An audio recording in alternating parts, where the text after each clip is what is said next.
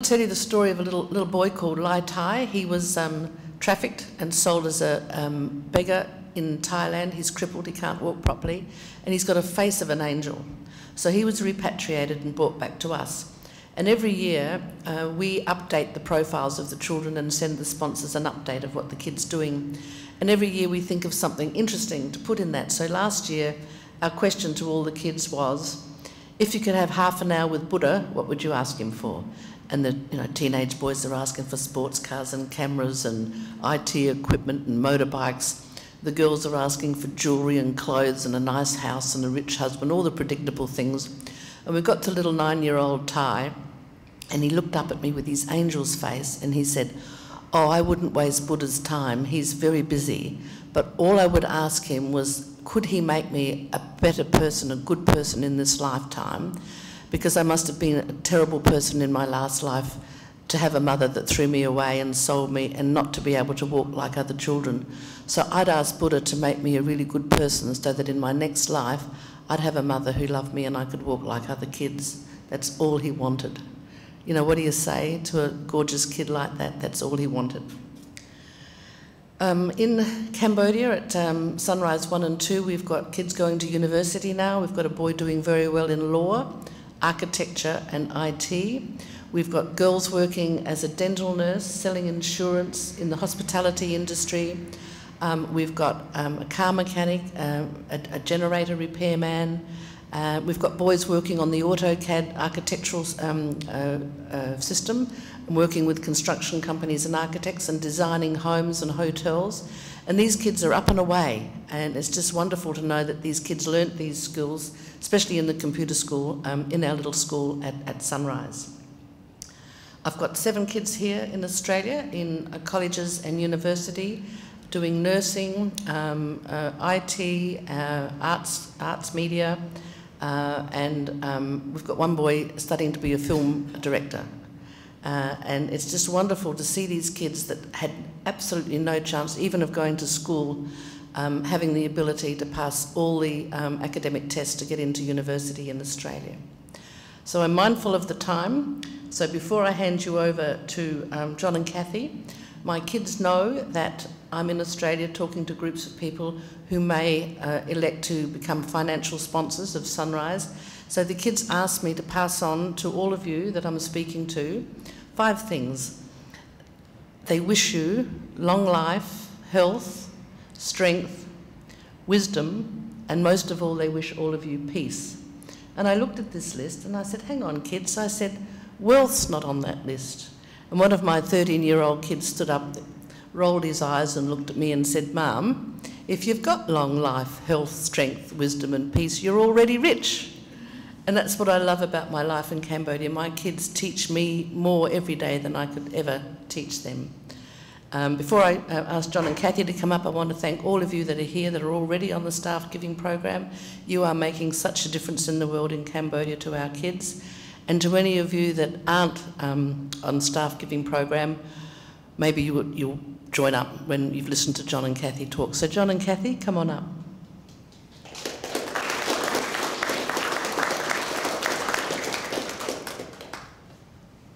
Good afternoon. This is a little frightening for me. I've known Geraldine for a long time, 4, 5, 6 years.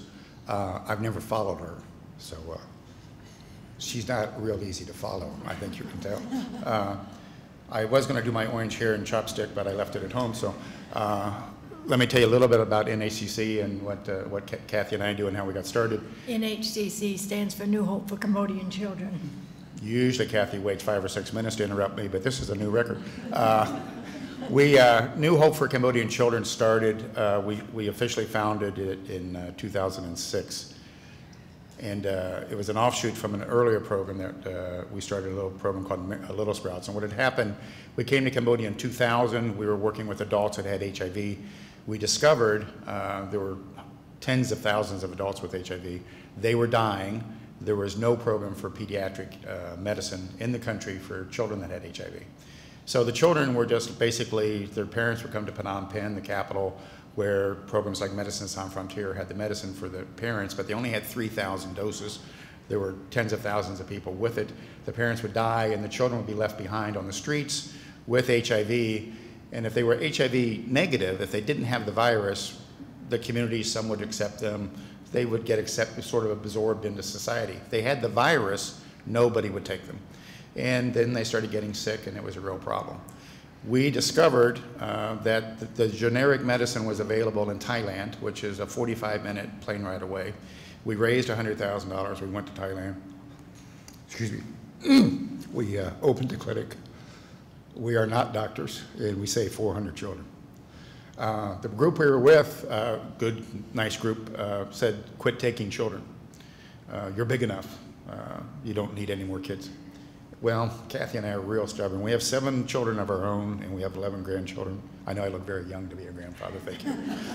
Thank you for shouting that out in the back. And we just didn't think it was okay. We didn't know how to say no to a sick child. So we started New Hope for Cambodian Children, and now, we did the number this morning. Excuse me, I'm a little emotional. We have 1,640 children that we're now helping in the new program. All with HIV and AIDS. All of our children have HIV. Now, Geraldine mentioned the 269 orphanages in the country. Many of them run by Christian organizations, 200 of them. And they won't accept children that have HIV or hepatitis or any sickness. And I just don't understand this, but they won't take sick children. So basically, the kids with HIV had absolutely nowhere to go. We met Geraldine because Geraldine accepted a child with HIV and needed her staff to get some training, and she called on us, and we went over and met Geraldine, which the first time you meet Geraldine in her setting at Sunrise is quite an experience. And we became friends, and we started partnering on some things. And Geraldine's been a huge friend and a huge help to us. But anyway, New Hope for Cambodian Children, we started it thinking we'd help a few more kids. We now have 240 children who are orphaned and abandoned that live with Kathy and I on 20 acres outside of Phnom Penh. We built them houses. We have 8 children in the house, 2 people living with that couple, with those kids, taking care of them as a family unit. Then they have kitchens, we have pigs and chickens and all that kind of stuff, and we have the sports. Oh, chickens, 10,000. We have a few chickens. We have 10,000. Just a few. People come into you as an orphanage, and the development people, and God love them all, and they want to know when you're going to be sustainable. Well, we have an orphanage with children with HIV. It's very hard to generate the money to run a place like that. So we do generate about 30% of our running costs from the sale of chickens. We are the largest supplier to KFC in Cambodia, which I'm proud to say as an American.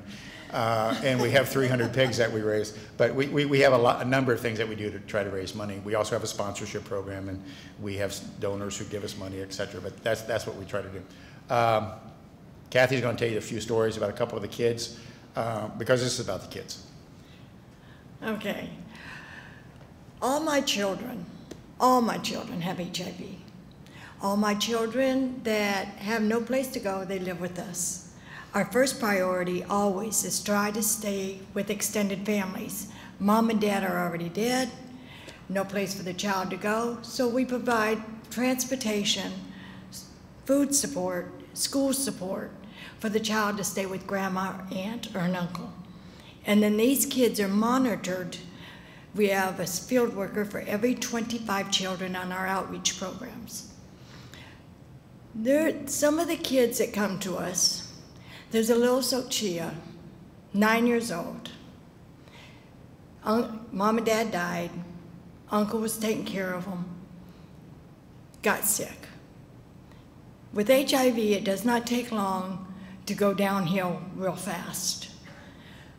This child could not walk.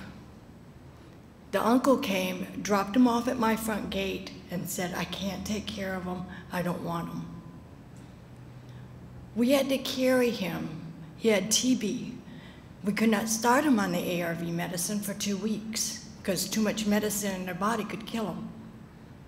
So little Sochia, we had to wait 2 weeks. He did the TB treatment, and we carried him 6 times a day to go feed him little by little, because if you overfeed a child with HIV, they'll die in a heartbeat.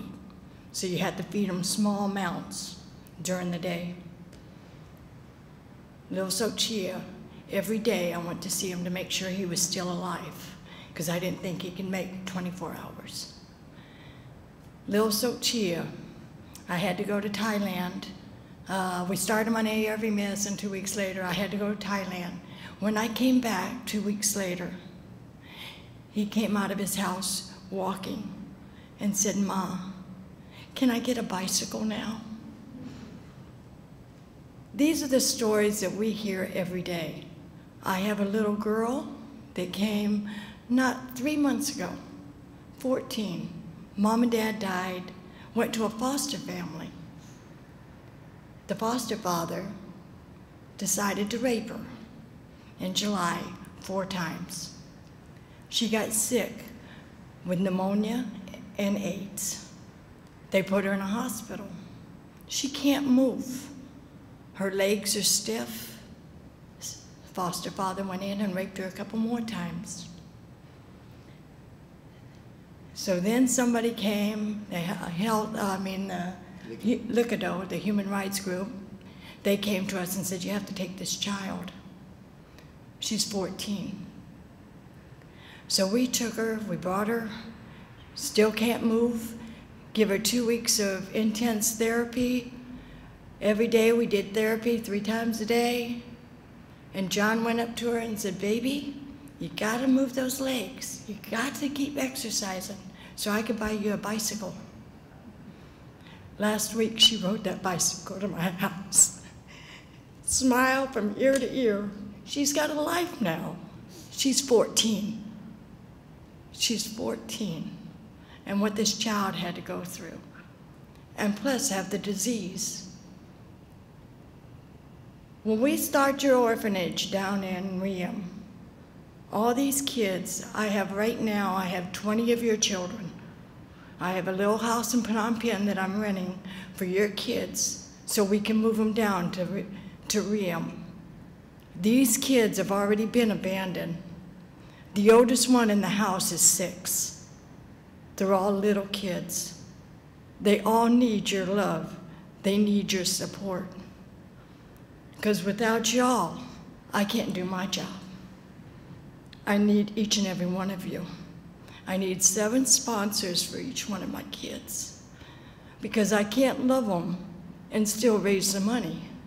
I need your money to be able to help love them. I'm going to tell one happy story. Geraldine mentioned her music program. Now, for those of you who know anything about Cambodia, they have very traditional music. And every orphanage in Cambodia has dance troupes and music.